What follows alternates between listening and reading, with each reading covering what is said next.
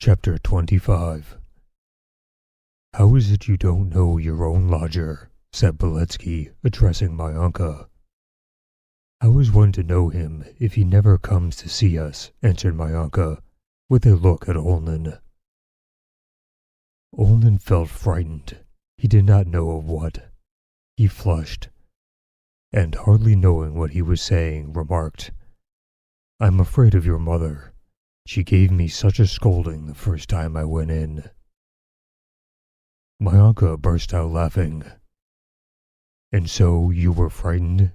she said, and glanced at him and turned away. It was the first time that Olin had seen the whole of her beautiful face.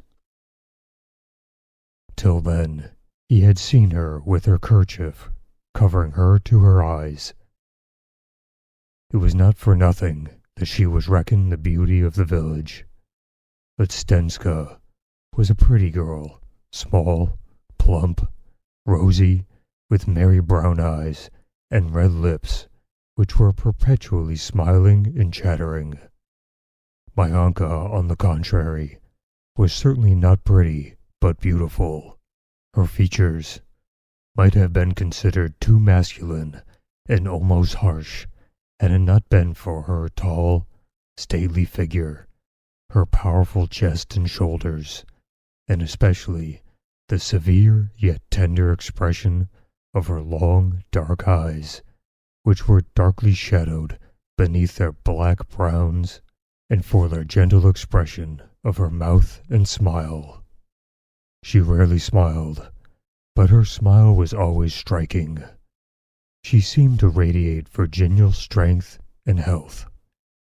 All the girls were good-looking, but they themselves and Beletsky, and the orderly when he brought in the spice cakes, all involuntarily gazed at my uncle, and anyone addressing the girls was sure to address her. She seemed a proud and happy queen among them. Beletsky, trying to keep up the spirit of the party, chattered incessantly, made the girls hand round Shakir, fooled about with them, and kept making improper remarks in French about my uncle's beauty to Olin, calling her yours, and advising him to behave as he did himself. Olin felt more and more uncomfortable. He was devising an excuse to get out and run away, when Beletsky announced that Stenska, whose saint day it was, must offer Shakir to everyone with a kiss. She consented on condition that they should put money on her plate, as in the custom at weddings. "What fiend brought me to this disgusting feast?" thought Olin, rising to go away. "Where are you off to?" "I'll fetch some tobacco," he said, meaning to escape, but Beletsky seized his hand.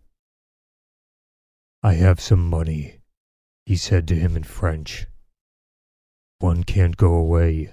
One has to pay here," thought Olin bitterly, vexed at his own awkwardness. "Can't I really behave like this, Beletsky? I ought not to have come, but once I am here, I must not spoil their fun. I must drink like a Cossack."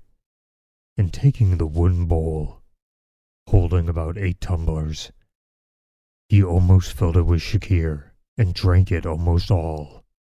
The girls looked at him, surprised and almost frightened, as he drank. It seemed to them strange and not right.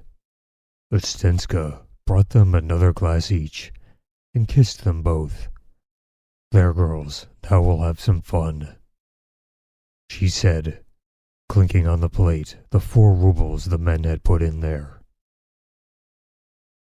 Olin no longer felt awkward, but became talkative. "Now, my uncle, it's your turn to offer us wine and a kiss," said Beletsky, seizing her hand. "Yes, I'll give you such a kiss," she said playfully, preparing to strike at him. "One can kiss Grandad without payment," said another girl. "There's a sensible girl," said Beletsky, kissing the struggling girl. No, you must offer it, he insisted, addressing Myanka. Offer a glass to your lodger. And taking her by the hand, he led her to the bench and sat her down beside Olin. What a beauty, he said, turning her head to see it in profile. Myanka did not resist, but proudly smiling, turned her long eyes towards Olin. A beautiful girl, repeated Beletsky. Yes, see what a beauty I am, Myanka's look seemed to endorse. Without considering what he was doing, Olin embraced Myanka and was going to kiss her, but she suddenly extracted herself, upsetting Beletsky and pushing the top off the table, and sprang away towards the oven. There was much shouting and laughter. Then Beletsky whispered something to the girls, and suddenly they all ran out into the passage and locked the door behind them. Why did you kiss Beletsky and won't kiss me? Asked Olin. Oh, just so. I don't want to, that's all, she answered, pouting and frowning. He's Grandad, she added with a smile. She went to the door and began to bang on it. Why have you locked the door, you devils? Well, let them be there and us here, said Olin, drawing closer to her.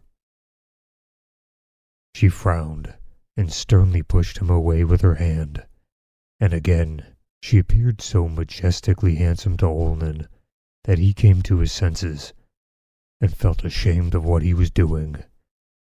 He went to the door and began pulling at it himself. Beletsky, open the door. What a stupid joke. Myanka again gave a bright, happy laugh. Ah, you're afraid of me, she said. Yes, you know you're as cross as your mother. Spend more time with Eroshka.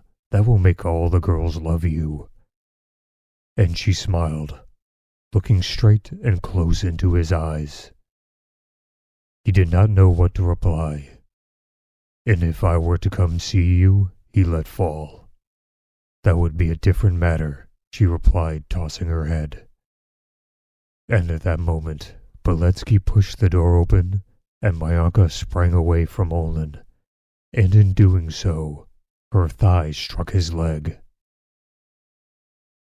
It's all nonsense what I have been talking about.